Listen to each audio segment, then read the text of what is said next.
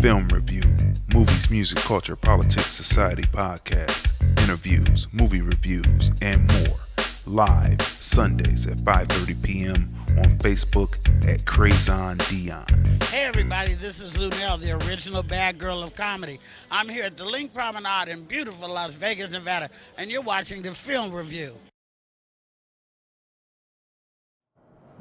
What's going on, people? This is another great episode of the Film Review. Movies, music, culture, politics, and society. And do we have a great show for you today? Yes, we do. Of course we do. Let's just say first that we've been on the road, and we're going to discuss that in full in just a few seconds. We've been on the road, making sure that we bring you a live interview, right? So you want to stay tuned for that. We're also talking about Superfly 1972. What makes that film great technically? You know what I mean? What makes that film great technically? And we're going to talk about the acting and all that. And also, we saw the film The Good Liar, right? And we're going to be talking about that because there is a twist in that film that you have to go out and see this film. It is well worth seeing. Well worth seeing. You know. So, again, this is the Film Review. Movies, music, culture, politics, and society. We are the husband and wife team. I'm Crazy D. Tracy. And we review movies, music, culture, politics, and society. How has your week been? Well, I've been fighting the cold all week, so other than that.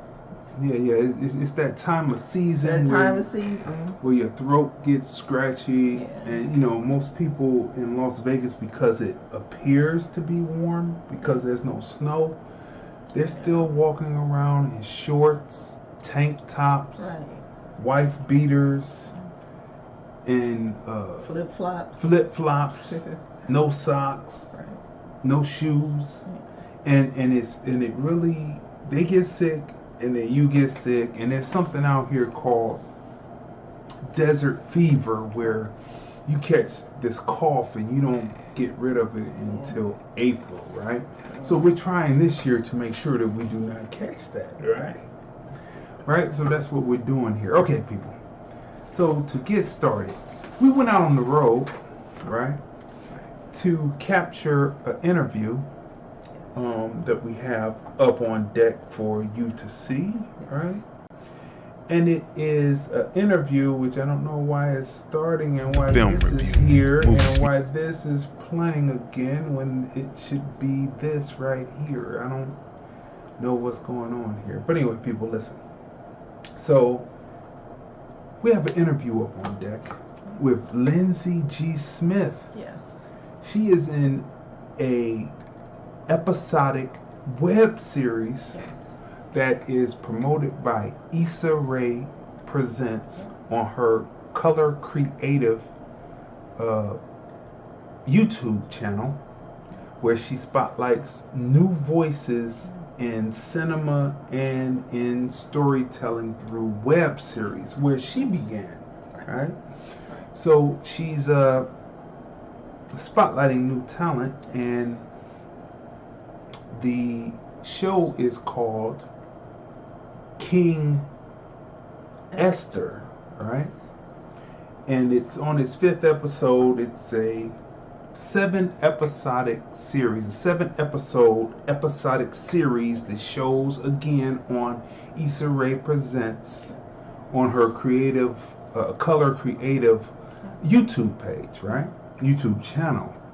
And again, where she spotlights. So we went out to interview the up-and-coming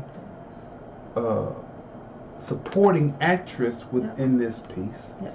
Her name again is Lindsey G. Smith. Yep.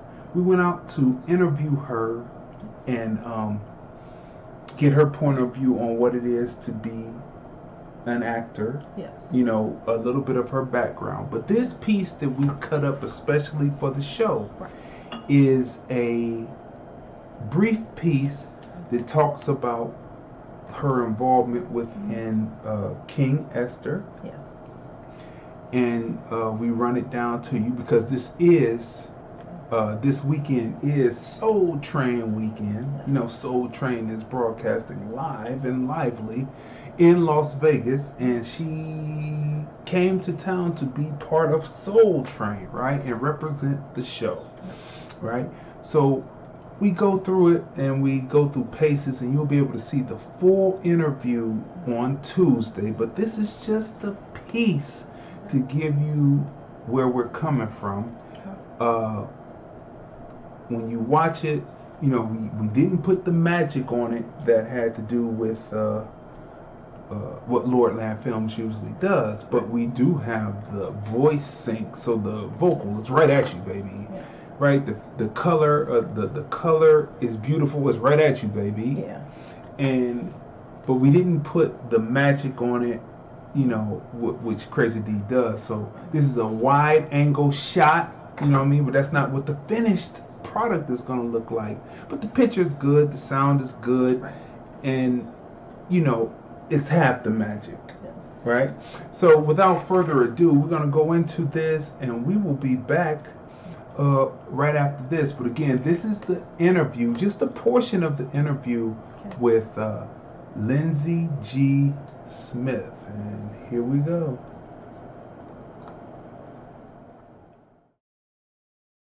I have my sister here. So without further ado, the project that you're working on now that probably brings you to the Soul Train Awards, is that? Yes, right? yes. So and that will be King Ester. King Ester, yes. Right. You play Ruth. Yes, Ruth Papillon. That's right, Papillon.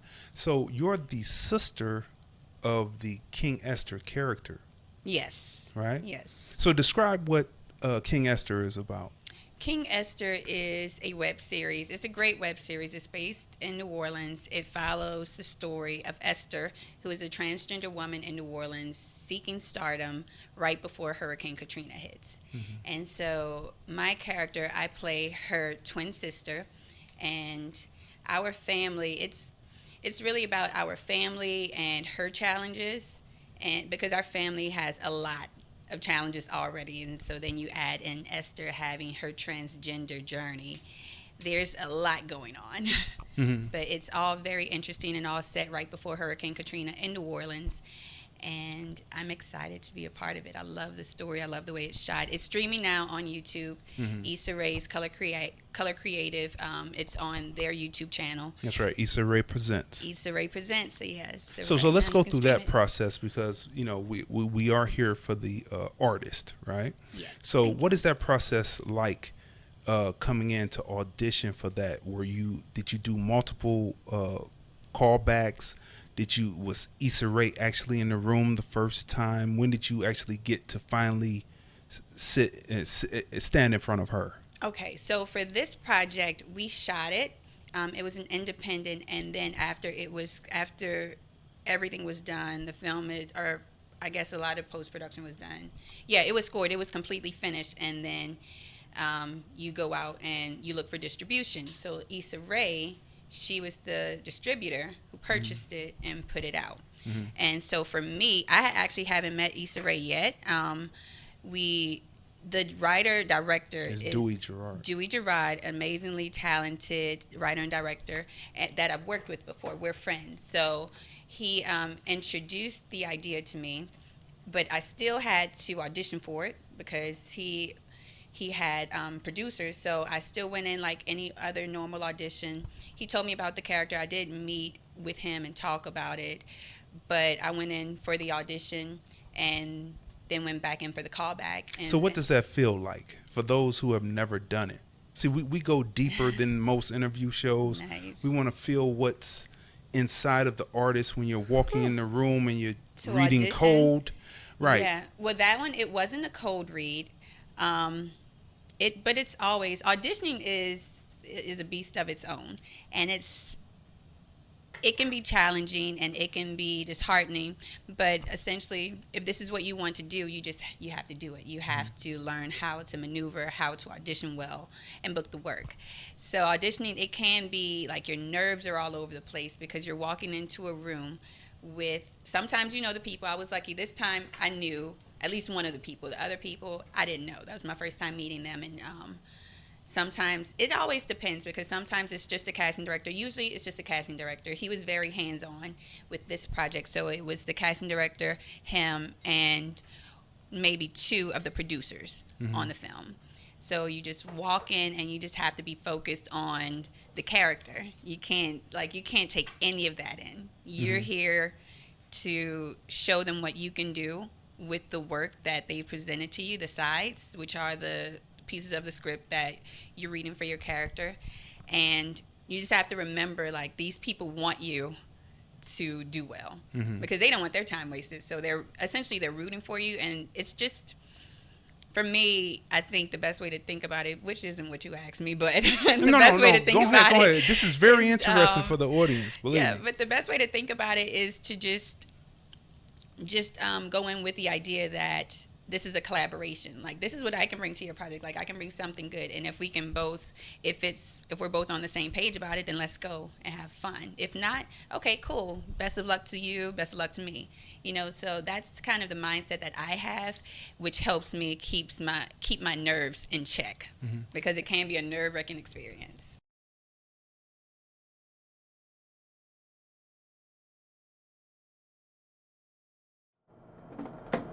All right, people.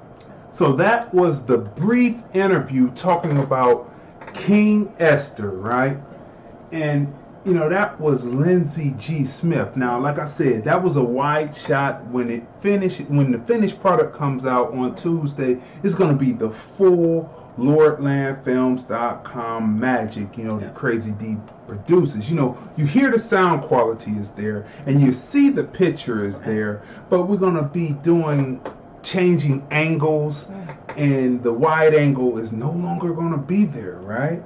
So you're not going to see bottoms of people or the feed or anything like that, but we had to get it out because, you know, traffic was crazy coming back from the shoot location in Las Vegas because they had cut the street off, they had cut Las Vegas Boulevard off the police so that there could be a parade, you know, for the Soul Train Award. So it's a lot of pageantry happening in Las Vegas that many people don't know that's happening, but we're giving you a little bit behind the scenes of what's happening, right? So when the finished product comes out, that's what it's going to be. It's going to be incredibly done. It's already incredibly executed, and it kind of gives you that feel of preparation, of preparing for an event. While we were interviewing, she was preparing for an event, so it gives that candidly. But the finished product on Tuesday will be less candid. And it was a great interview, and Lindsey is really, really, really down to earth. She's not only is she a good actress, but she's a really, really, really great human being. That's right. So great interview. Great interview, and we go in depth talking about for aspiring up and coming actors, because, you know, we're here for the artists, right? For up and coming filmmakers as well as actors, directors, producers. We get right in and we talk about what it takes to execute what you want to execute in the film game with every interview that we do. So we make sure that it, you know, it's an interview that's going to stand the test of time, right? So now, people, let's talk about Queen Ester for King Ester, excuse me. Now, that's the first time that I messed up on screen with the title. I'm thinking about Queen Ester. You know, these said the Queen Ester books. Right. But anyway. Well, I look forward to when we do the review. When we do the review. King but Ester. we want to tell you as we talk about it on King Ester is to watch it on YouTube. And how you can watch it on YouTube is to go to How to watch it on YouTube is to go to Issa Rae Presents Color Creative YouTube channel, and you'll be able to watch all 5 episodes. The first 5 episodes are up. It has 2 more episodes to go, so it's 7 episodes of this web series. And what I like about it is they get into the story, and then they get out of the story. They don't drag it along any longer than they have to. They tell the story and they get out. So that's what makes it a web series. Some may be 7 minutes, some may be 9 minutes, some may be 4 minutes. Whatever it takes to tell the story, they get in and they get out, right? So we want to say first, as we bring up this graphic here, that this is the 85th episode of the film review, right? The 85th episode of the film review. There it is right there. And as we said again, Lindsey G Smith, that's the ad for it. You've seen that around, right? And what we're talking about tonight is on a, what you would call, blaxploitation theme, right? We're talking about Superfly before we get to the movie of the night. But I believe here at the Film Review, Movies, Music, Culture, Politics, and Society podcast, that it's our duty to give homage to and give the right reverence to what came before us, right? Yeah. So, Superfly, 1972. Character actor, lead actor, Ron O'Neal plays the lead character of young blood or priest. Now it depends on which name the person is calling him at the time. The butcher calls him young blood, and the people usually call him, most of the people call him priest, right? So Ron O'Neal embodies Superfly, and then it went on to have Superfly TNT, and Yeah. But this film, the first film, which was the only film by Gordon Parks Jr. Gordon Parks Jr., the son of Gordon Parks, the photographer, who is a world-renowned. I talk about him in the present tense because his photos are still so vibrant and present. He's the son of Gordon Parks Sr. Both of them have passed. But right after he finished doing Superfly, he was horseback riding, fell off the horse and broke his neck. Yeah, it's tragic. I mean, it seemed kind of strange there, but there's certain techniques in this film that we need to talk about, because you need to see it and watch it again and look at it in all of its glory, right? Because there's a certain glory to it that, you have to give reverence to. And what's so interesting about Superfly is it comes at a time when we weren't seeing ourselves on screen as strong characters, right? Which goes into the topic of the night, the topic of the night, which is the top 5 racist tropes in film. And we're going to break that down. But it came at a time when we were not seeing ourselves as strong figures in film, right? We were either the buffoon, or we were the mammy, or we were the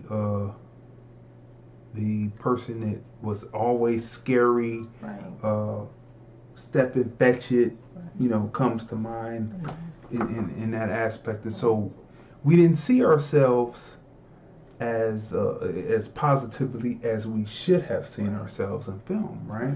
You know, we know the reason why, so we don't even have to tap into that right now because we discussed that bona fides over here about that discussion on that topic, okay? But so when it comes out, it's a masterpiece, right? You know, Shaft had come out, and before that, Sweetback's Bad A Song had come out, you know, for the censors here, for the algorithm. So Melvin Van Peebles had already come out with the archetype of the strong black male, and his was far from blaxploitation, but it will be considered blaxploitation because it was raw and what was in it, right? And so now Shaft comes around 1972. Ron O'Neal, who is theater trained at Caramoo in Cleveland, Ohio. He's a Cleveland, Ohio native. And he ventures out to LA and he he brings about this film. So Ron O'Neal describes why and how blaxploitation came around, and we're going to talk about that. But first, let's go through the cast real quick. Okay. Let's see, the cast of Superfly, of course, Ron O'Neal, Sheila Frazier, Carl Lee, Julius Harris, Polly Niles, Sig Shore, Charles McGregor, and more. Yeah, and more. Let's see. James G. Richardson, Roscoe Lee Brown, Henry Gibson, Alex Stevens, Floyd Levine, and you know they also have Curtis Mayfield. Well, Curtis Mayfield is actually in the film. He has sequences where he's singing in a club. And Ron O'Neal is sitting there watching him, and he's actually singing one of the songs that describes the Superfly character. So it's very interesting to actually see the film. Now, Sylvia Frazier, right? Yes, Sheila Frazier. Sheila Frazier. Let me write her name down because we want to make sure that I address something that's in the film. Frazier. Okay. Yes. So this film comes out and it's really a forerunner to, well, Shaft and It are forerunners to bringing dope soundtracks with film, right? And so it comes out and it's a revolution. It's revolutionary, right? So, because before they had, before this film came out, the pimp or the drug dealer was looked at as something over there that good black folks just didn't look at. Black folks just didn't look at the pimps and the players and the O's and the all that, right? They just didn't look at them. There was something over there that was underbelly of black existence. And here comes Superfly. Now, you might think that that's the reason why it was coined blaxploitation, but that is not the reason. But it goes along and can then be swallowed up and used and conjoined together with that reality, right? And you can say that, oh, that's why it was called blaxploitation, but no, it wasn't. Ron O'Neal talks about, and we have a call. Hold on the line, caller. We'll be bringing you up in a bit. Ron O'Neal talks about on Black Reels, he was interviewed, and he talks about there being a person who was the president of the NAACP, right? And so the president of the NAACP was also had his own advertisement marketing company, and he had put a bid in to promote and market Superfly. And he lost it. He lost the bid. And then he went on to say because he lost the bid that it was a negative movie and that it was crazy and that it should be deemed blaxploitation because it represented black men and black women in a certain framework and it should be considered and coined blaxploitation. And that thought process has permeated and continued to permeate throughout since the 70s on up through to today. And what I say is, if you realize that that thought process is what this movie was plagued by, why would you continue to still have that same thought process when you find out in actuality that there was a dual purpose for a pimp, a drug dealer, a hustler in the black community? Let's bring this call up and let's see who's on the line real quick. Caller, are you there? Turn your listening device down. Who are we talking to? Who are we speaking with? Well, if I turn my listening device down, I have to cut my ear off. Oh, okay. Who are we speaking with? It's Bianchi. How you doing? Hey, how you doing, Deontay? Bianchi. Oh, Pianti. Wait a minute. Hold it. A man's name and a woman's name is like platinum and gold to them. Piante. Am I right on that? Pianchi. Pianki. Pianti. Okay. My name stands for Land, History, and Culture. Land. Anyway. Okay, go ahead. Superfly was a good movie. You got that right. And the movie houses didn't want to do it. We can say Jewish because they figured that blacks wouldn't come out and want to see anything like that. So they went on to raise the money to do it on their own. You know how much money it cost to produce that movie? Oh, tell us. $75,000. Wow. And maybe just a little more. Rod was in a shoe shine shop talking about the movie, and it was a pimp that was there and overheard. He said, "Man, I'll let y'all use my car." Mm-hmm. And that was that 72 black Cadillac Eldorado. Everything you say is true. Yeah. Everything you say is true. Yeah. That's the folklore. And his girlfriend, that white coat she had, that fur coat and the hat, that was hers. Okay. That was her clothes. Okay, so let me ask you: Were you alive at the time were you born at the time the Superfly came out? No, I had me an LD too with a custom kit on it. What you talking about? Oh, okay. So what was it I like? had LD. I had a full-length rabbit coat, a cap, a hat to go with it. I had leather coats. I was a player at that time. Okay, so what was it like to see that particular lifestyle up on the screen? And I'm glad you put it like that, because it was the lifestyle. The happenings that you seen in that movie was going on for real in places like Chicago, Kansas City. Well, Chicago for real. And when they say exploitation, it wasn't that they was taking advantage. They was taking advantage of an opportunity, because there was nobody else doing that stuff back at that time. Mm-hmm. My brother that played Shaft, his first movie, he done it for nothing. Did you know that? Yeah, that's what they said. Yeah, that's true. Yeah, it's an amazing piece of cinema, and it's something that should be revered, and it brings forth, a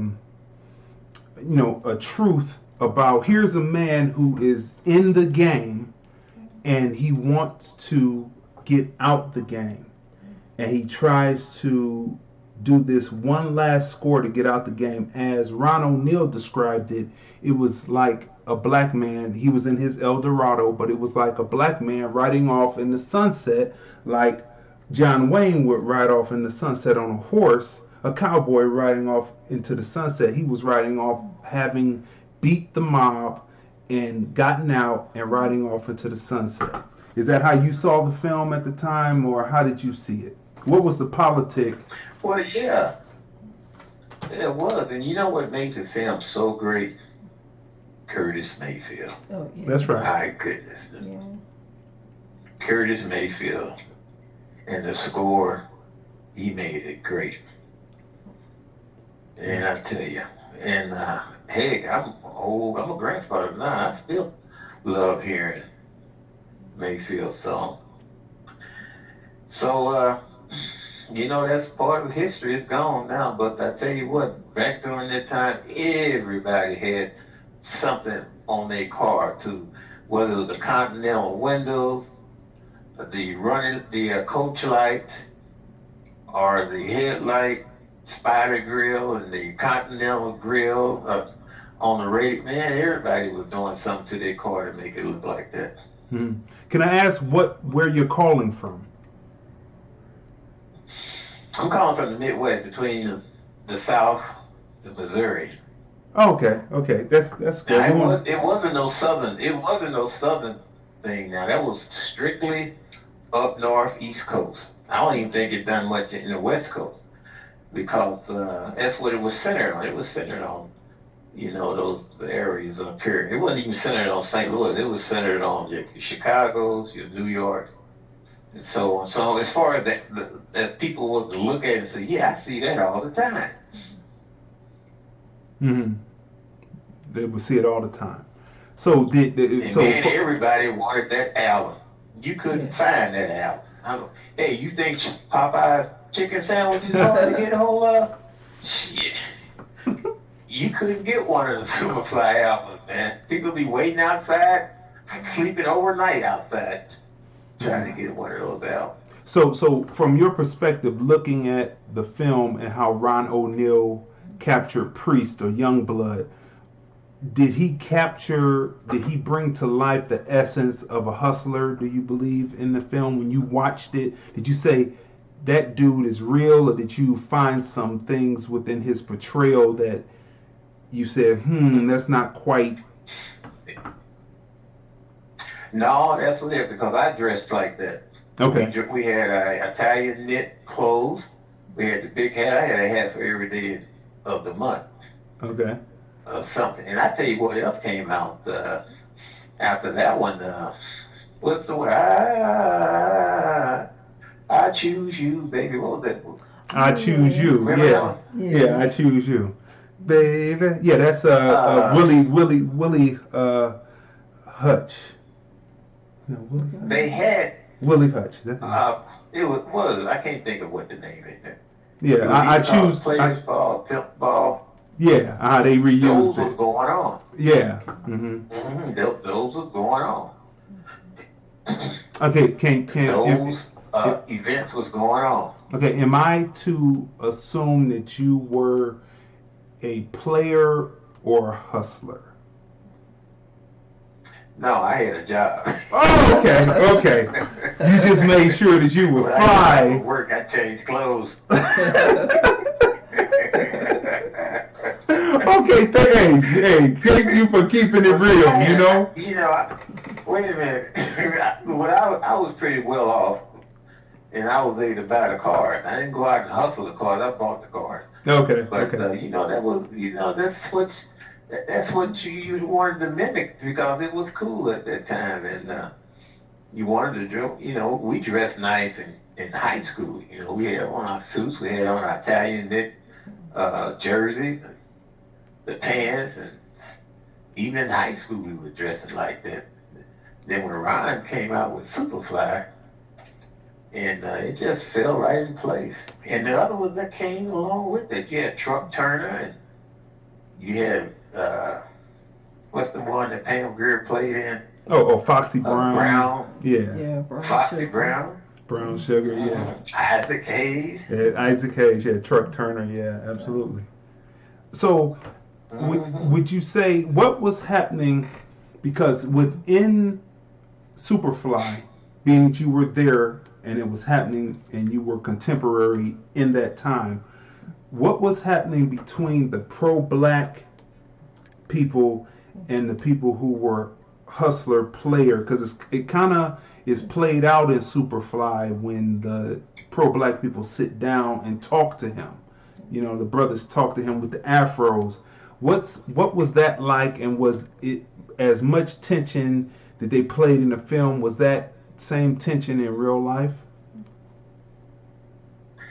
Well, that was in the East Coast, in probably in Chicago. I was in St. Louis at the time. It wasn't going on in St. Louis. Okay. But I imagine that they didn't have no effect on him, because you talking about a business that they was involved in, and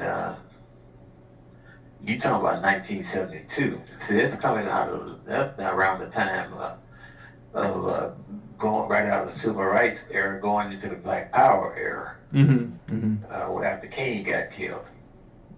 Mm-hmm. And them civil rights people didn't want to have nothing to do with Black Power.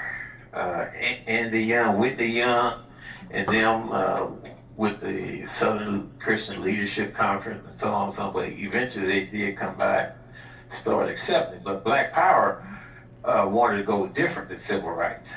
Mm-hmm. Okay. And really they would have had resistance from two different groups. You would have had resistance from those around civil rights, your churches and so on and so on and so on. Then you had this other element that was going on in the community. Matter of fact, that element has gone on forever in the black community. It's nothing new. In what we call Black Wall Street, it was going on in that community. Mm-hmm. Mm-hmm. Yeah, you're right. So that tension, so seeing a strong black character on the screen that was able to beat the man was actually a pro-black statement. Well, it was something different. Okay. And see, they didn't have, then at that time, you didn't have the type of communication that you should, the stuff that you get off the internet, social media. That didn't exist back then. If a activist organization had to get information out, they had to type it on typewriters. They didn't have no Xerox copy machines and all that stuff. But that's just the way things were at that time. The drugs was there, of course. He showed that. Mm-hmm. Cocaine, some of this other heroin, weed, now some of this other stuff, meth, some of the stuff that make people want to jump over buildings, that stuff didn't exist then. That didn't come out until later, right? With the hippie movie. The hippie movement brought LSD, the stuff that made people want to jump over buildings. Yeah. Right? And that was to stop the pro-black movement, as they say in San Francisco. That's what happened in San Francisco. They brought the hippie movement. I know what. See, here's the thing that I even tell people about. So even when people be talking about slavery, they only tell one side of slavery. The blacks own slavery too. 28% of black freeholders in New Orleans own slaves. But people only tell one side of the story. During Superfly area, the things that you seen in the movies were going on in actuality. It was part of that element of society. And that's just the way human beings are. You got some that do things that when it's looked upon, it's frowned, and you got they do things that like what was happening. And you can't go back in history and change nothing. That's just the way it was. It's just the way it was. No, I agree with you. What you're saying is absolutely true. Some people say just in conversation that the slave owners who were black were actually owning their own relatives to get them off of the slave plantations. Some people frame it that way. That the ones who did that's not entirely true. No, that's not entirely true. The movie was called Across 110th Street. Okay. I don't know if you've seen that. No, I've seen it. Yeah, absolutely. Yeah. Mm-hmm. We're going to be talking about what's considered blaxploitation all throughout the episodes going into the new year, looking at different films and talking about, what the actor had to say about it and everything. They was fighting the man. Yeah. Because Malcolm X talked about the man too. Yeah. He talked about that in some of his speeches. Ballad of the Bullet and others. He talking. Even Malcolm X said when he was what? He's a black nationalist, right? He said he's a black. He said that his religion, his economics, and his philosophy is black nationalism. Now they don't turn that into an evil thing when you talk about white nationalism. Now all it is that national is your country, and you either color could be Asian nationalist. But Malcolm X said he was a black nationalist. Going back further in history, all the way back to Martin Delany in the 1800s. He said he mentioned the word black nationalism. So it's good. What you're doing is good so that people would know, and that way they don't get bamboozled with some of this rhetoric that's going on, because people don't know, and it sounds okay, so they want to get involved in it and go out and propagate it. But when they find out the history, then they have to take a side step. Say, oh, wait a minute. And that the history is not being taught. They had a lot of sweet back. Oh, that's the first. That's the forerunner. That's what we were just talking about. That was the forerunner and brought the archetype of the strong black male to film. Melvin Van Peebles. Absolutely. So, do you have we always ask the people who call up, do you have a internet presence where people can reach out and see you, your Instagram or Twitter? Oh, okay. I'm too busy doing other things. But when I seen you talk about Superfly, I said I got to call in on this one and share some information with him. All right. We appreciate you. We're gonna let you go because we know. Hey, if you got that album is a classic. Antique, man. You got that album, you better keep it. Yeah, absolutely. Thank you for calling in, and we hope to speak to you again. Now, look, thanks for what you're doing. You really, you made me smile. All right. You made us smile. Thank you. Have a good evening. Yeah. All right, so that was a great call right there. That was a great call. That was really nice. Okay, so we got some insight. Yes. You know what I'm saying? Into the context of what we're talking about, right? We got some insight from someone who was actually living during that time, right?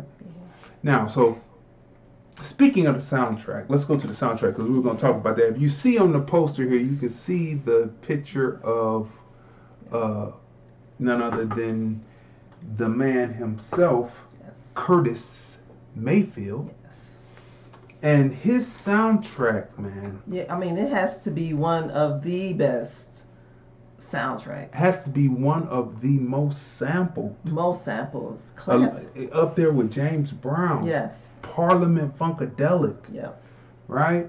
Yeah. Spawning a whole era of music. Him as the person in Superfly, creating the soundtrack that drove. And it was really a score because it drove within the action. The instrumentals was the score. The vocals was the soundtrack, right? It told the story of Priest Youngblood, right? And then on Shaft, which we're going to talk about Shaft, because Shaft was a different type of strong representation of a black man as a detective, right? And how Isaac Hayes brought that to life. Right?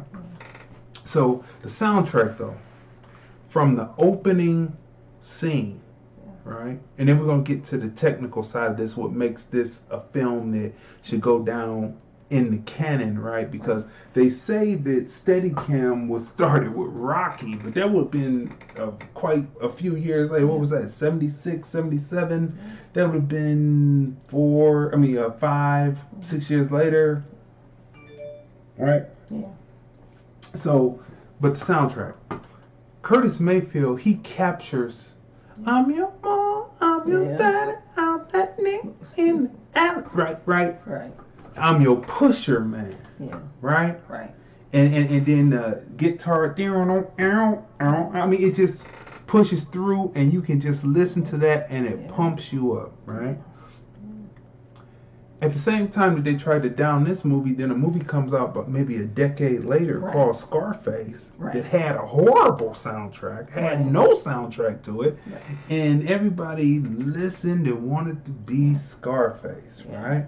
I don't know. And all they did was bite and take elements from Superfly and make another movie, and then people wanted to do that, and it was a detrimental movie, right? But what sets Superfly apart is the music. Unless you can have a movie that has that type of music score that pushes, that soundtrack that pushes through. Every time he's on the move, there's a song moving through, right?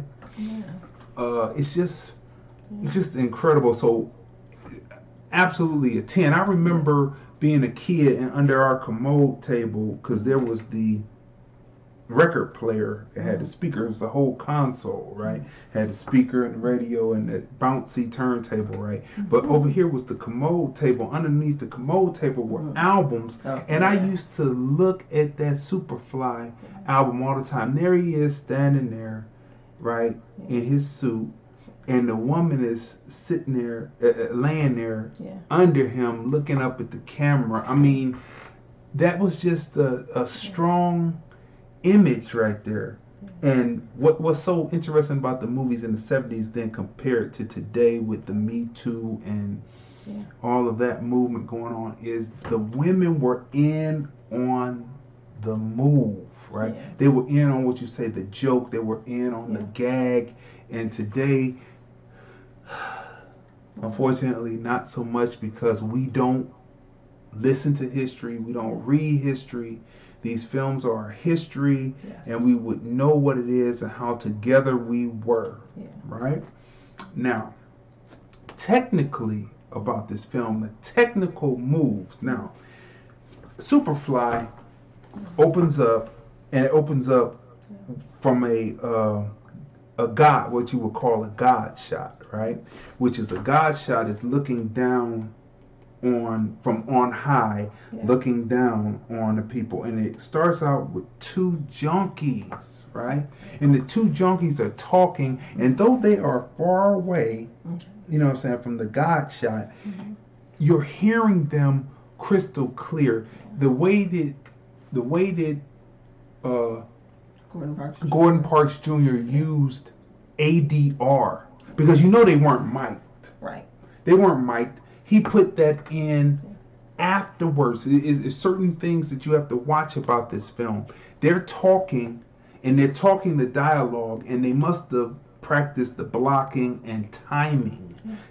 So as they're walking, as they go in and record the ADR recording to lay on top of, you hear the traffic and you hear the walk of the people. You just hear the whole ambiance of the scene as they're walking. Their vocals are crystal clear, and they're right there at you, and they're talking about what they're going to do and how they're going to score. And what's so really good when you watch the film, kind of like Black Caesar. Black Caesar was shot in a crowd of people in New York City who were not extras. Right? And it's the same thing here. When you watch it, there's a woman who is walking, and she's looking at the camera, and then the actor with the hat on, with the scully on, he notices that she's looking at the camera, so he has to do something. So he's in character, so he looks over at her like a fan, and then she looks at him. But then he turns back, and he's walking, and they're doing this talking, and then she looks at the camera again. It's kind of like Chico and the Man. Have you ever seen Chico and the Man, or seen Good Times? And then you see the people as the camera is driving by, and the little kids are looking at it, and it looks strange, but at the same time it doesn't, because you don't know exactly what she's looking at, right? And so then he turns and actually says something to her about getting some change. You don't hear it, but then she goes and hands him a quarter. This is a real person that's looking at the camera. Watch Superfly. Watch the genius of how the actor said, we can't cut this again. This is a one time. We got to get this. and he goes through and he has Scully on, and he notices as they're talking, she's walking, they're walking at the same pace. So then he looks at her, and then she looks at him. Then she looks back at the camera. Then he looks at her again and asks her for some change, and she gives him a quarter. Right. That was how believable he was. Then it sets to the scene where they're standing there around real junkies. These are not extras, and they stand there and they say, we're going in the room and going in this doorway, and the next person that comes through this door, we're gonna get him. Now you cut to Superfly, and he's coming from his white piece, right? And he gets in the car. Now a tow truck pulls up, right? Now this is not something that's planned, and we don't even know what car they were actually coming to tow. But the Eldorado was sitting there, and the tow truck pulls up, and it just so happened that Ron O'Neal gets across the street as they're shooting the scene, gets into the Eldorado, and at the truck pulls up blocking. You see the Eldorado, then the tow truck pulls up blocking, obscuring the Eldorado. Just before then, Ron O'Neal walks in. He gets into the car. You see him back up. The tow truck pulls up, and then you see him pulling out as if the Superfly character beat the tow truck operator. You couldn't ask for more. And I know they were panicking. Oh my God! Oh my God! The tow truck has blocked the Eldorado, and him backing up and pulling out. And it helped him, because just in case he had to tap a car to get the Eldorado out, right? That kind of helped. But at the same time, once they played it back, they said, you know what? That's kind of cool, because it looked like he beat the tow truck operator, right? Just in time to beat the tow truck operator. And he's driving, and then he gets to the destination where he's going in, and you never really see who he's going to see, because these two dudes jump him. Now, right there is the initiating event, right? And it also ushers in at the same time. So the film is going over 10 minutes by the time this happens, right? So it was an interesting way that Gordon Parks Jr. brought this to be, right? So the initiating event and the dramatic need happen at the same time. And then the dramatic need is explained after he goes and gets his partner from a crap game, and he discusses about wanting to get out.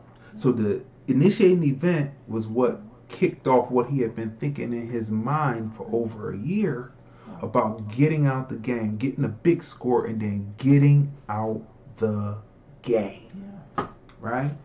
So it's beautifully structured and set up from there, and then it rolls from there. Now, we hear it all the time in music. We see it in these films all the time, because the films kick game, right? And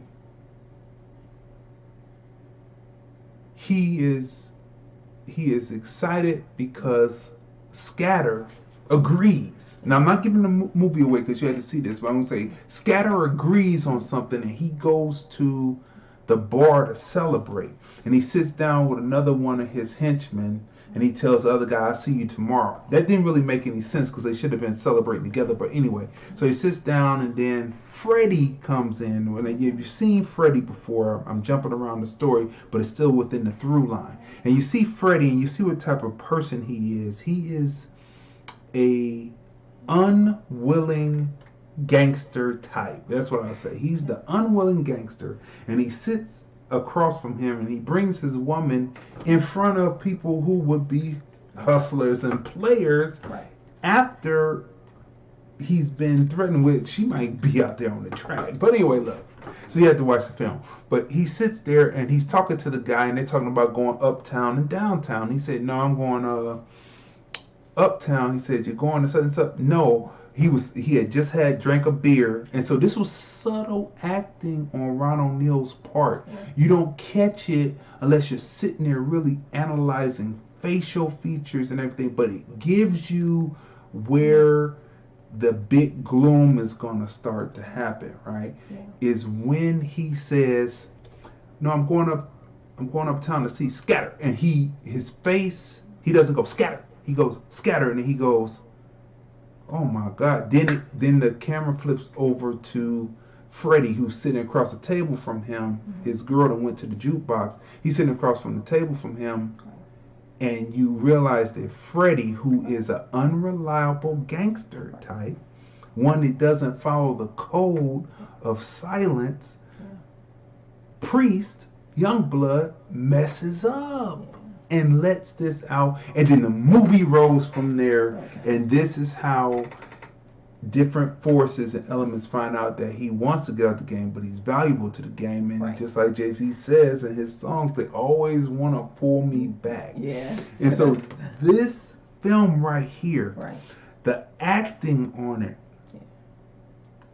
beautifully done. You have to see Superfly 1972. Now, Superfly 1990, not so much. The latest Superfly, you have to see that because it's contemporary for this generation, and it's a good film. We reviewed that. You can go back and see that on previous episodes and how we compared the two different films, right? But there's something. So we went through the camera work, right? Beautiful camera. Beautiful. You open up. There's the chase scene after he's jumped, right? He knocks one down, knocks him out, and he runs after the other one who stole his bag of goods, right? So he's running, and the cameraman, who is holding a big knuckle buster, back buster camera, is tracking backwards as they're running in full speed. Now, I mean, this is hard to do. And there's some things, like when you notice it, you'll see the wire, a cable come into the scene. And the first time, the way that the camera moved, when they moved the wire out the way, there was a sign pole there which made it look like it was the sign pole. Beautifully done. But then the wire goes again, but then you say, this is such great camera work. Forget the wire being there, the cord being there. So they move the cord again, and they're running, and this is a continuous shot, and they're talking about Steadicam started with Rocky. No, it didn't. No, it didn't.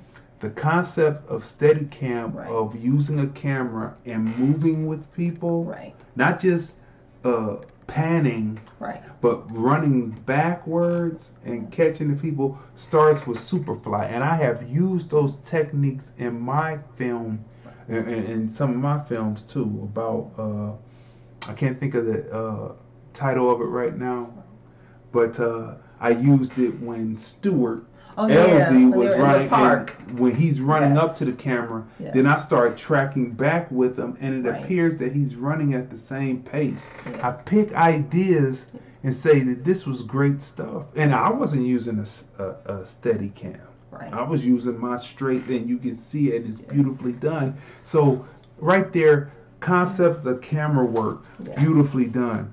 The chase scene, we already laid that out. The plot, the through line, I already laid out how Gordon Parks Jr. set that up, which is the standard, which is a coming of age, a hero. This is a hero picture where he rides off into the sunset, right?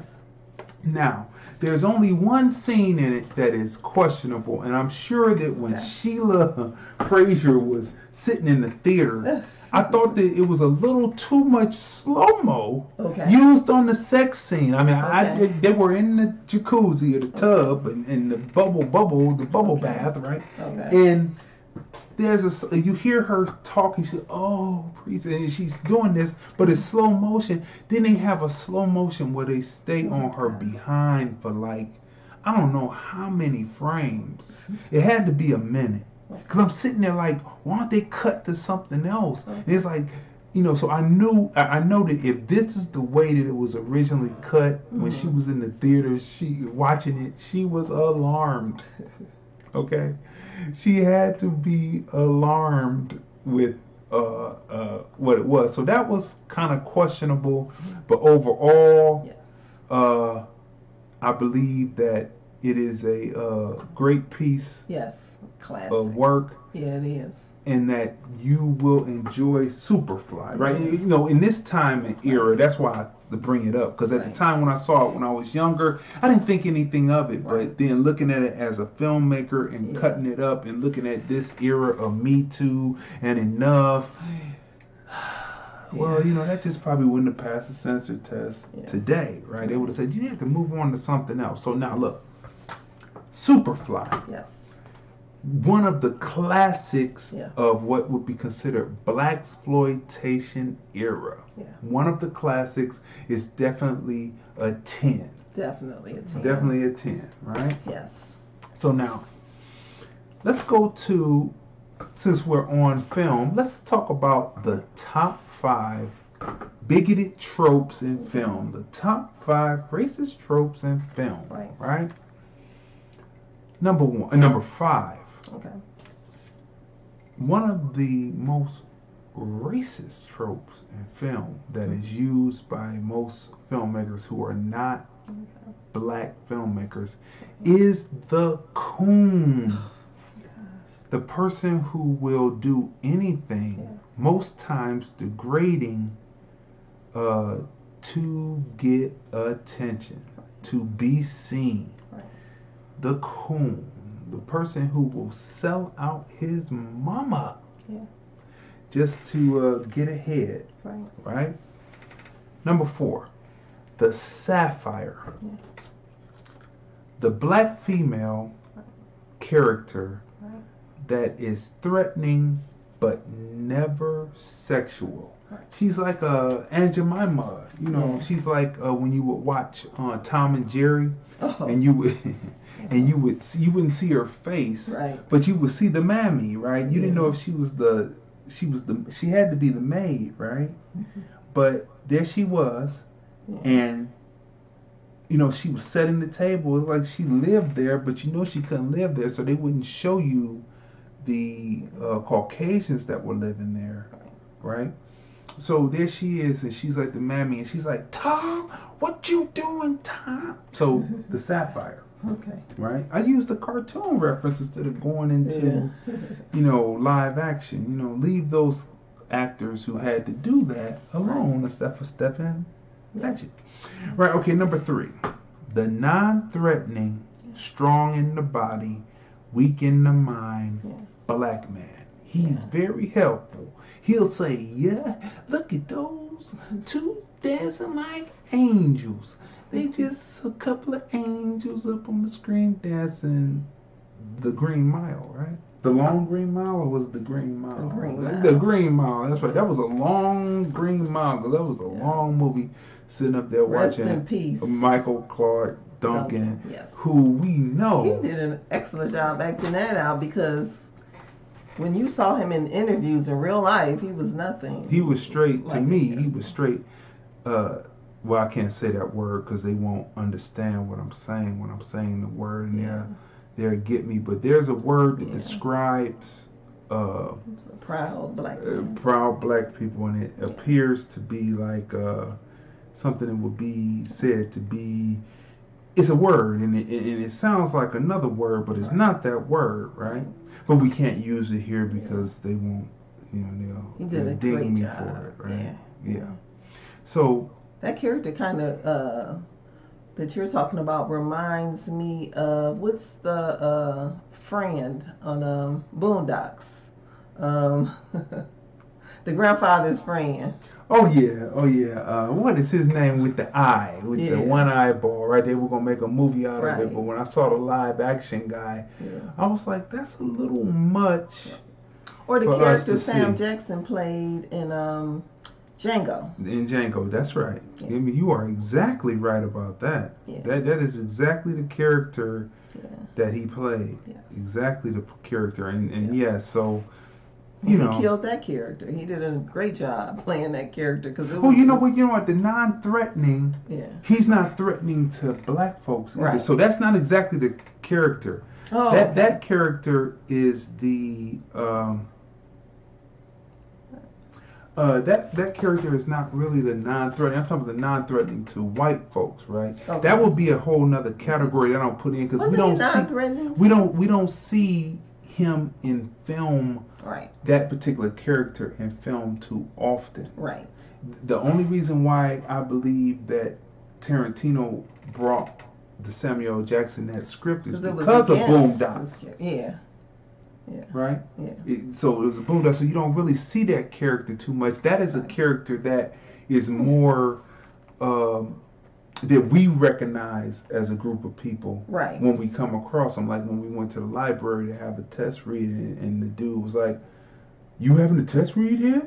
Oh yeah. What you doing here? I was like, man, I can't think of his name. I remember that. Not the. He said the character brought to life. Brought to life. What is his name? I can't think of the character's name on the Boondocks. But he was just like that, and I was like, what? You know. But anyway, that's for another story. Okay, so the non-threatening, strong in the body, big muscle bound, but. Uncle Ruckus. Uncle Ruckus. That's right. That's a whole nother character. That might be within a whole number of itself, and just call it Uncle Ruckus. Okay. All right. Number 2, the best friend with no agency. You know, it's the best black friend that you will ever have that has no agency whatsoever. That you know, just seems to be there, and you don't know why they're there. They're just there to give the sage advice, right? They're the ones who give the sage advice to the character, right? Right. To the Caucasian character, and you don't know whether they're right. So the number one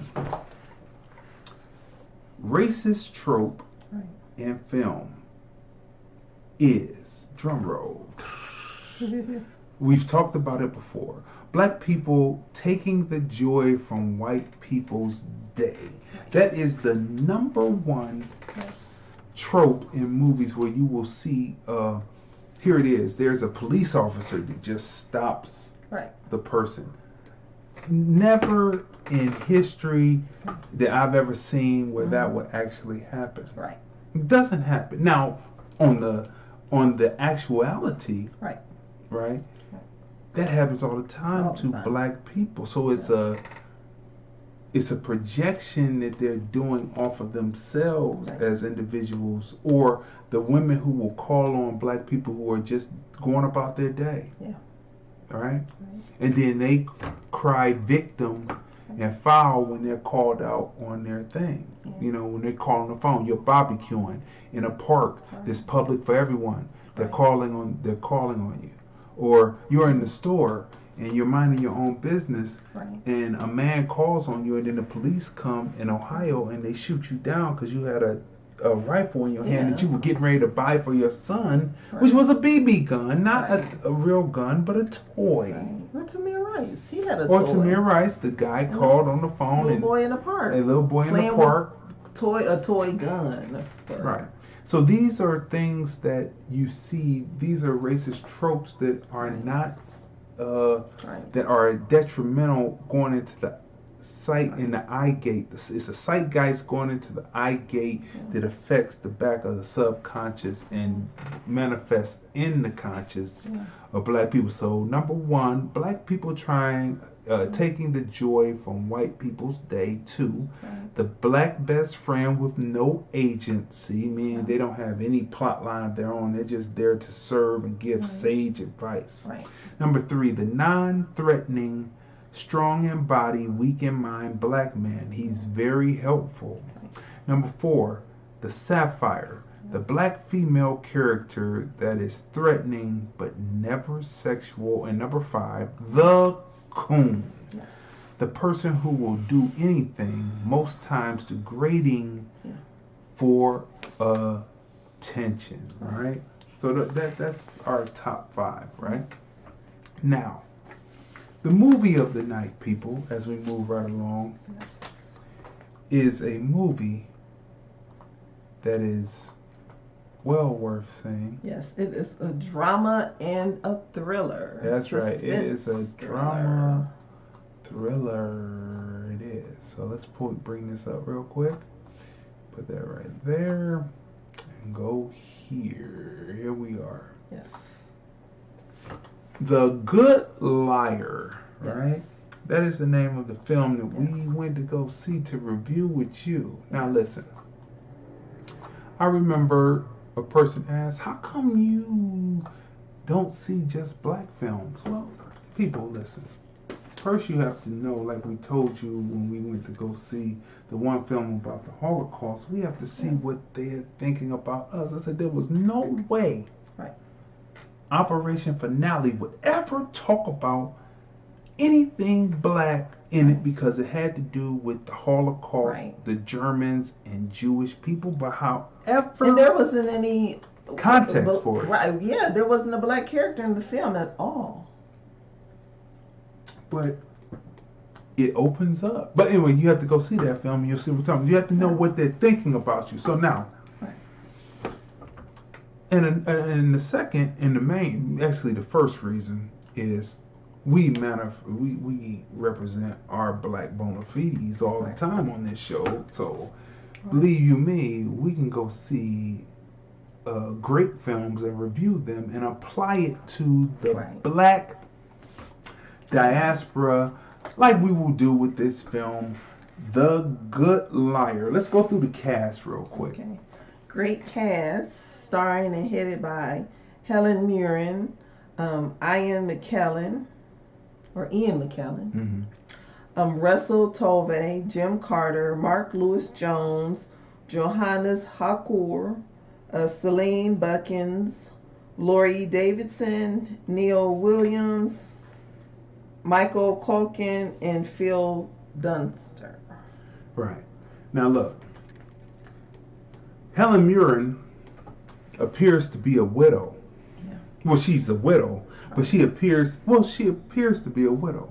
Yeah, because we don't want to get a film away. Right. So. She appears to be a widow. Yeah. And what's the guy's name? Let's get his name. Ian McKellen. Yeah, that's right. He appears to be a widower. Right. The opening sequence, everything happens in the title, so you don't have to. They give you the context within the title. As the opening title credits roll, you notice that these two people are communicating with each other via computer on a older for elders older dating website. Yes. They seem to have like interests. Yes. And they seem to, by happenstance, come together. Speaking of that, that was a beautiful opening. It told the story. Yeah.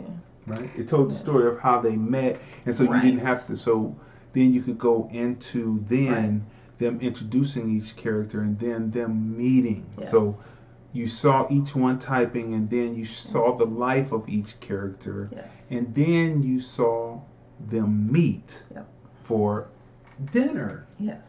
Right? And then you're introduced to secondary characters within the film. You're introduced to her son, it appears. Her grandson. Her grandson, it appears.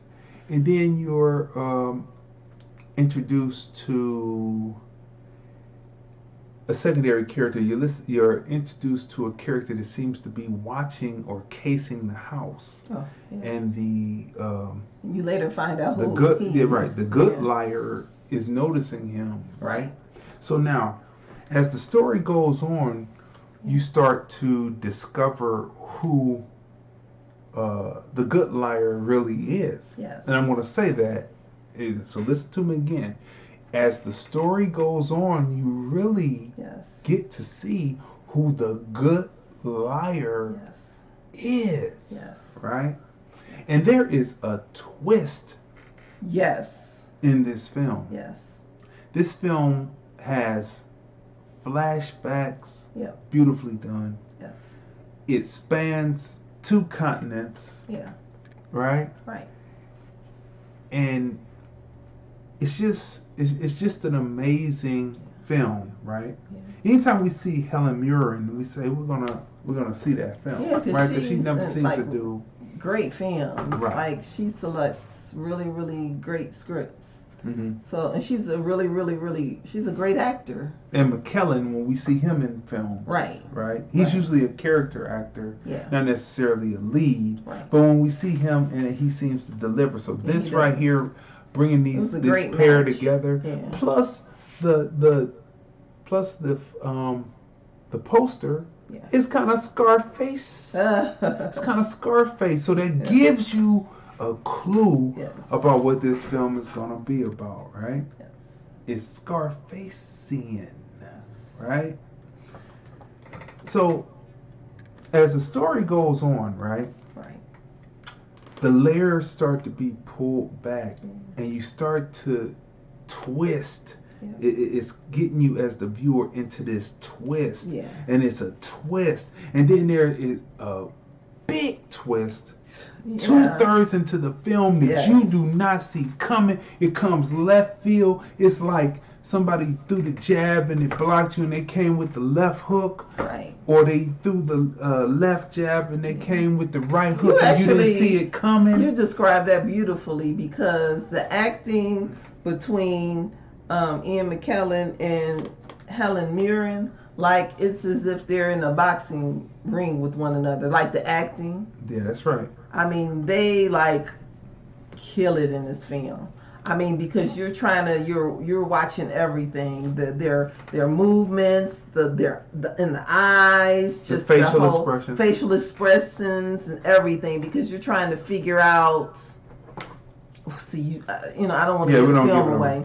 The cinematography, great. The cinematography in the film, right, taking you in the flashbacks and taking you back to the places in the flashback, and then bringing it full forward. Remember, this is in 2 continents, happening. So you're seeing the flashback, and then you're seeing seeing the same places in modern time. Yeah.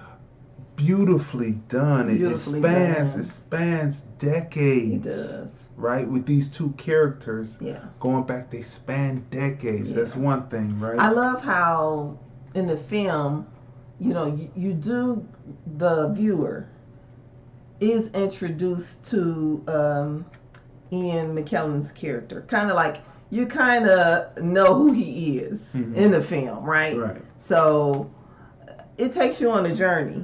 He plays Roy Courtney. So Roy, you kind of know it is what it is. They introduce you to him, his character, who he really is. His character is introduced in the beginning, right? In film, character, in actual life, character is how a person moves. Right. The character is the action, right? So, and the way he moves, you've seen this in the trailer, so you know something is awry with him. You see it in the trailer. When he turns the camera up, and the next thing you know, you see somebody falling into a train. You said, this guy is crooked. we haven't taken anything away, but you saw that in the trailer, so just know as you see. But it's way much better than like the trailer. It takes you somewhere totally different. The trailer they did a great job in the trailer, because the trailer made us want to go see the film. But the trailer dulls in comparison to the film. We can honestly say that, and we are more than happy to say that that it dulls in comparison. Now, like many times, because I write scripts, and I write in the script within the direction, if this is a deceit, or if it is true, and how you can tell if something is a deceit in film or if it's true is the facial expression. Yes. Right? Yes. The facial expressions in this film, if you're a person that doesn't have a concept of film, you're going to enjoy this film, and you're going to say, why is that person looking like that? Yeah. Right? But if you have a concept of film, and you know that the facial expressions, a person can say one thing and be meaning something else. Right? And so that's very important in being able to just deal in life, because I watch facial expressions, and facial expressions tell me everything I need to know about what the person, very little of what they're saying. You know how actions actions are louder than words, right? the facial expressions are louder than words. They tell you, body language tells you. So in this film, it tells you, and in script writing, they tell you, will the opposite character pick up on it, or is the opposite character oblivious to it? And how it's written is how it's written determines if the audience is in on the joke, on the gag, on the move. Between Betty and Roy. Right. Or if they're not. Yeah. Right?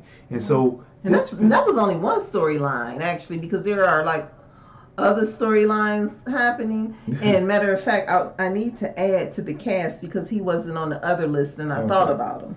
Luchin Samadi, he played Benny. Yeah. And that's a whole nother storyline. That's a whole nother story. He did a great job as well. Right.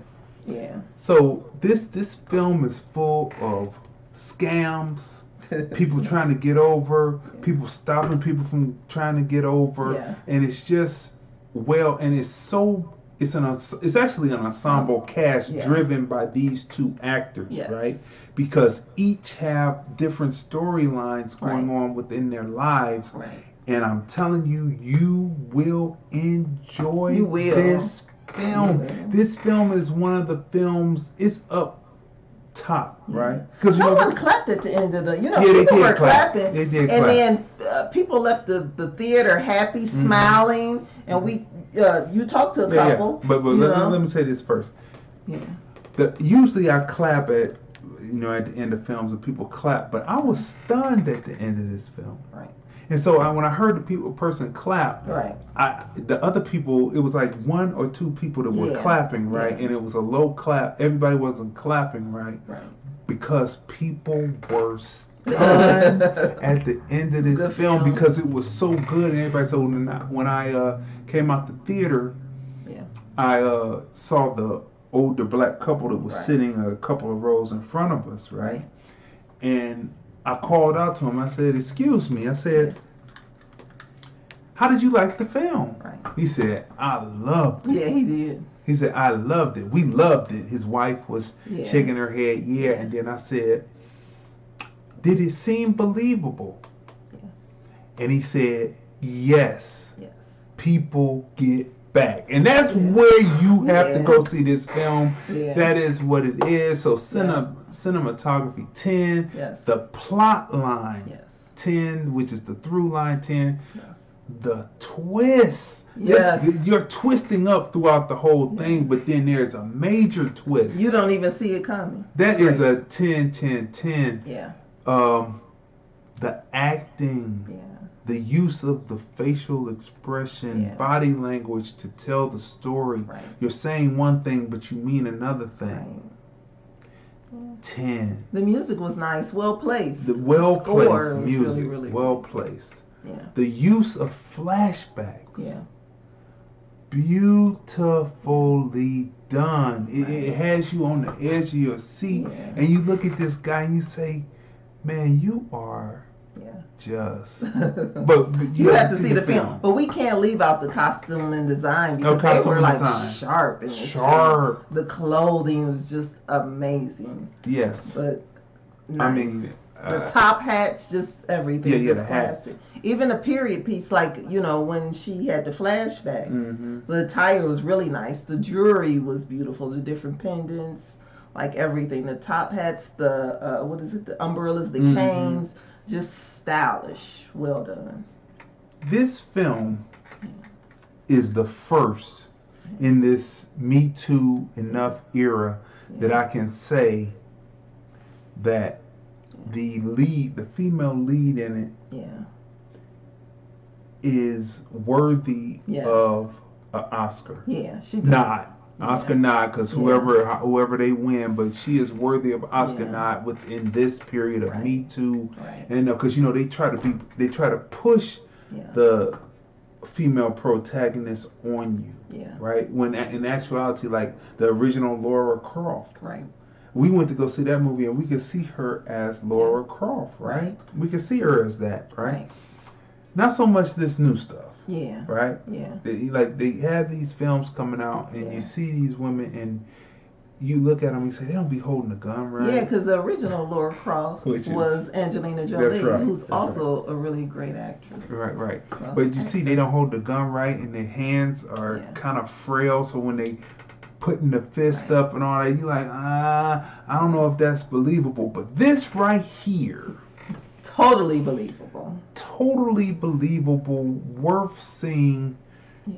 You're going to enjoy this film. Yeah, you are. You're going to enjoy this film. We were wondering, was it going to be up with last week's film, which is a totally different genre, right? Motherless Brooklyn. Great That's right. Film. Great film. 2 great films in a row. 2 great films in a row. And not to mention Superfly. We're just talking, right? Yeah. We're not just talking. Right. We are talking reality. You know what I'm saying? So look.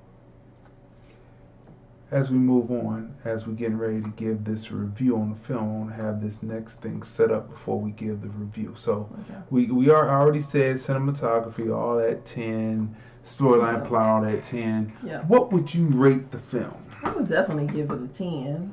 It was well done. The cinematography was beautiful. Mm-hmm.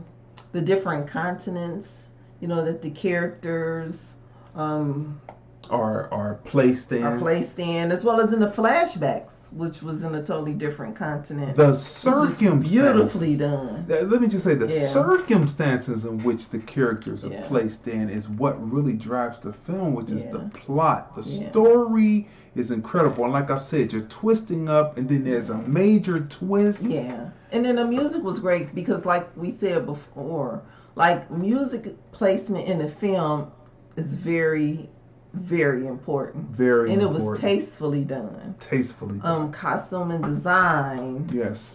And the acting is superb. Mm-hmm. So, I mean, what more could you ask for? And a great, great, great storyline. Great storyline. Yeah. So I give it a 10. Definitely. Right? 10. So go see that. So, The Good Liar is definitely worth the price of admission. I wouldn't take children to see it. Because some of the subject matter in it is can be kind of shocking. Yes. I would say, because it was shocking me, and I was like, oh my God. I say, man, you are a real crumb. No. Oh, so anyway, people, as we move on here, can you give it to me, please? There we go, people. Yes. Listen. TFR Talk Live, featuring yours truly, Crazy D, as the host. Yeah. You know what I'm saying? We're on our 6th episode. This is 6th episode here called Memories of Retail, right? And so that's a new segment that's going in TFR Talk Live, the film review Talk Live with host Crazy D, where I discuss different topics going on in the week. That's a new segment, and if it's good, we're going to break away and make it a whole show of its own where we talk about memories of retail. In this particular episode, which is episode 6, which is showing now, and you can hear it first. You can hear it on iHeartRadio, Apple Podcasts, Spotify, Google Play, Podcast Addict. Like, you can hear the film review, Movies, Music, Culture, Politics, and Society podcast on all those podcast provider platforms, right? Well, this is there, and you can listen to it. And I go back and I talk about how I began in film from coming from out of retail. It's a very interesting story, and the stories that I'm going to tell. You know what I'm saying? Retail tales. You can put hashtag retail tales are not for children. Right. Because this is some grown folks situation going on. So it's not for children. So, but, stay there for that. Make sure you check that out. You can also check it out on SoundCloud, right? So we have our presence there as well. Yep. Right? Yep. As we move through. And of course, we want to tell you again to reinforce that the film review, Movies, Music, Culture, Politics, Society podcast live, TFR, is available on Apple Podcasts, iHeartRadio, Spotify, Google Play, Podcast Addict, YouTube, Breaker, Blog Talk Radio, and you can get the links right off of Twitter, Instagram, and you can get it right off of what's the way I was going to get the links? Oh, yes. LordlandFilms.com. You go to LordlandFilms.com and you can click the link right on. You look at the cover art and you can click the link to the episodes that you want. It takes you straight to your favorite podcast providers, right? To listen to the film review, right? And, you know, we are all over. The United States, Canada is listening. United Kingdom is listening. Brazil, we picked up Brazil. No, excuse me, Peru. That's South America. We picked up Peru. We picked up Thailand. Right? It's so many different places listening to the film review, movies, music, culture, politics, and society podcast.